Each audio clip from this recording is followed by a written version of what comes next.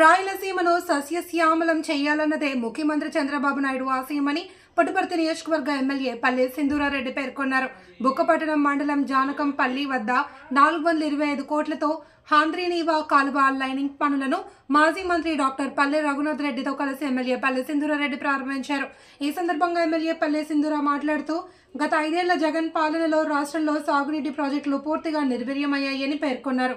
కూటమి ప్రభుత్వం అధికారంలోకి రాగానే రాష్ట్రానికి జీవనాడి అయిన పోలవరం పనుల్లో బాగా వేగం పుంజుకున్నాయని అనంతరం ముఖ్యమంత్రి పల్లె మాట్లాడుతూ ముఖ్యంగా కరువు ప్రాంతమైన ఉమ్మడి అనంతపురం జిల్లాకు హాంద్రీనీవా ప్రాజెక్టు తీసుకురావడానికి తొలి ఆద్యుడు నందమూరి తారక రామారావు అని కొనియాడారు. అదేవిధంగా హాంద్రీనీవా ప్రాజెక్టు వల్ల గొల్లపల్లి ప్రాజెక్టుకు నీళ్లు రావడం వల్లనే కియా లాంటి పరిశ్రమలు వచ్చాయన్నారు. అనంతపురం సత్యసాయి జిల్లాలో అంతర్జాతీయ పరిశ్రమలు వచ్చాయంటే హాంద్రీనీవా ప్రాజెక్టే కారణమన్నారు. ఈ కార్యక్రమంలో టీడీపీ, జనసేన, బీజేపీ నాయకులు, ప్రభుత్వ అధికారులు తదితరులు పాల్గొన్నారు.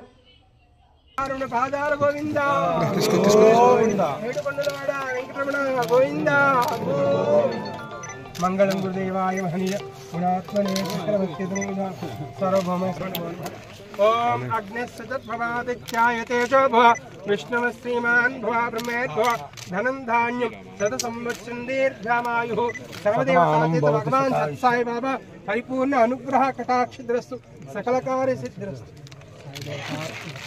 దీర్ఘ సుమంగళి భవ సౌభాగ్యవతి భవ.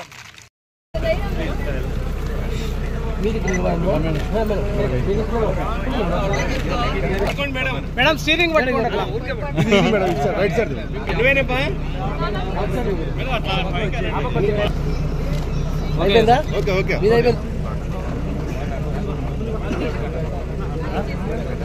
చాలా మంచి ప్రాజెక్టులని టేకప్ చేస్తుంది గవర్నమెంట్.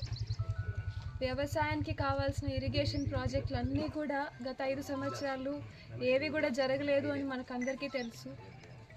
మన జీవనాడి అయిన పోలవరంని కూడా అస్తవ్యస్తం అయిపోయి ఏమీ జరగకోకుండా ఆగిపోయిన ఒక స్టేజ్ నుంచి ఇప్పుడు మన అనంతపురం, ఉమ్మడి అనంతపురం జిల్లాకి 2 వరాలు, ఒకటి కియా, ఇంకోటి హాంద్రీనీవా అయితే అందులో హాంద్రీనీవాలో ఇంత అప్పులున్న రాష్ట్రం ఉన్న పరిస్థితిలో కూడా దాన్ని ముందడుగేసి మనం చేర్చుకుంటున్నాము అంటే మనం నిజంగానే గర్వపడాలి. ఈ ప్రభుత్వం ఎంచుకున్నాము. ఇవాళ ఈ సెకండ్ ఫేజ్ హాంద్రీనీవా దాంట్లో లైనింగ్ ప్రోగ్రామ్కి ఇవాళే ప్రారంభం జరిగిందండి. చాలా ఆనందం. అందులో నాకు భాగంగా అయ్యే అవకాశం వచ్చింది. ఈ ఫస్ట్ ఫేజ్ వచ్చేసి యాక్చువల్లీ హాంద్రీనీవా స్టార్ట్ అయిండేది 19వ శతాబ్దంలో సర్ ఆర్థర్ కానల్ అనే ఆయన యాక్చువల్లీ డిజైన్ చేశారు. బ్రిటిష్ కాలంలో ఒక ఇంగ్లీష్ వ్యక్తి చేశారు. ఆయన యాక్చువల్లీ ప్రపోజ్ చేశారు, ఇలాంటి ఒక ప్రాజెక్ట్ చేస్తే ఈ ఏరియాకి వాటర్ సోర్స్ ఇరిగేషన్కి కానివ్వండి, తాగునీటికి కానివ్వండి అన్నీ పెరుగుతాయని ఆయన అప్పట్లో చేసి వదిలిపెట్టేశారు.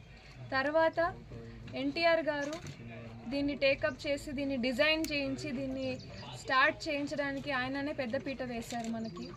మనం ఆయనకి ఎల్లప్పుడూ మనం రుణపడి ఉండాలి. ఫస్ట్ ఫేజ్ కింద దాదాపు 216 కిలోమీటర్లు పొడవుతో జరుగుతుంది.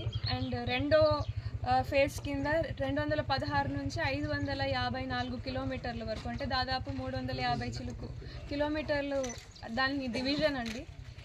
ఈ ఫస్ట్ ఫేజ్ కింద దాదాపు 6 లక్షల ఎకరాలు నీరు, చెరువులు అన్నిటి నింపి అన్ని ల్యాండ్లకి ఇరిగేషన్ అందుతుంది. మిగతా భాగానికి కూడా మన ఊర్లలో ఉన్న నేను చెప్పిన ప్రతి మీటింగ్లోనూ చెప్పిన 193 చెరువులు, 2 రిజర్వాయర్లు నింపుతాననే దానికి ఇది ఫస్ట్ పీట అనే చెప్పుకోవాలి. అది వచ్చిన 8 నెలల్లోనే ఇది ప్రారంభం అయ్యే అవకాశం నాకు వచ్చింది. నాకు చాలా ఆనందంగా ఉంది. ఇక్కడ చాలామంది రైతులకి ఒక అపోహ ఉంది, ఇలాంటి ఒక లైనింగ్ చేస్తే అండర్ గ్రౌండ్ వాటర్ తగ్గిపోతుంది, మా పొలాలకి నీళ్ళు రావు అని చాలామంది అనుకుంటున్నారంట. అలాంటి అపోహలు పెట్టుకోకండి. ఇలాంటి ప్రాజెక్ట్ వస్తే తప్ప మీరు ఇప్పుడు షార్ట్ టర్మ్ది ఒక్కటి చూడకండి.